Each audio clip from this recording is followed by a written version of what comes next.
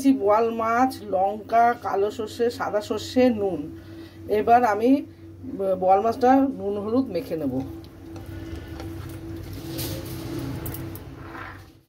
এবার সর্ষেটাকে মিক্সিতে মাছটা ভেজে দেব।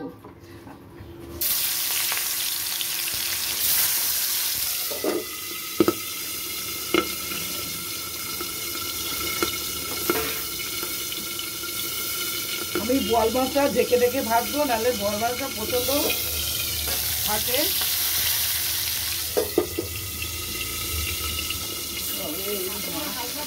আমি এবার তুলে নিচ্ছি।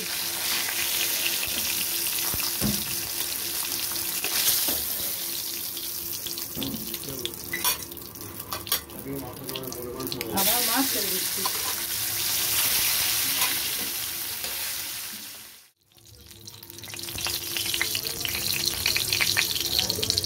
কালো জিরে দিয়ে দিলাম ফোড়ন, এবং সর্ষে বাটা দিয়ে দিচ্ছি।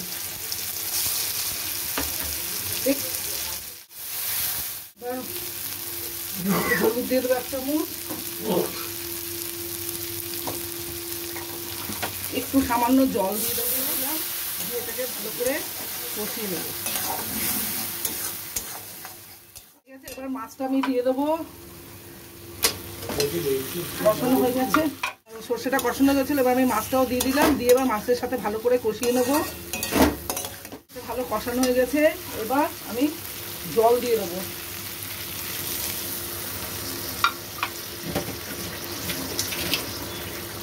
সামান্য একটু জল দিয়ে দেবো।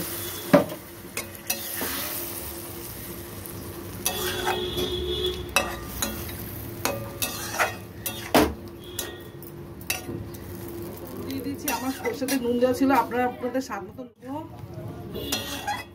এবার আমি একটু কাঁচা সর্ষের তেল দিয়ে দেবো। কাঁচা সর্ষের তেল দিলে সর্ষের তেলের গন্ধটা হয়, খেতে খুব ভালো লাগে। এবার এটাকে আমি নামিয়ে নেব। সর্ষে দিয়ে বোয়াল মাছ।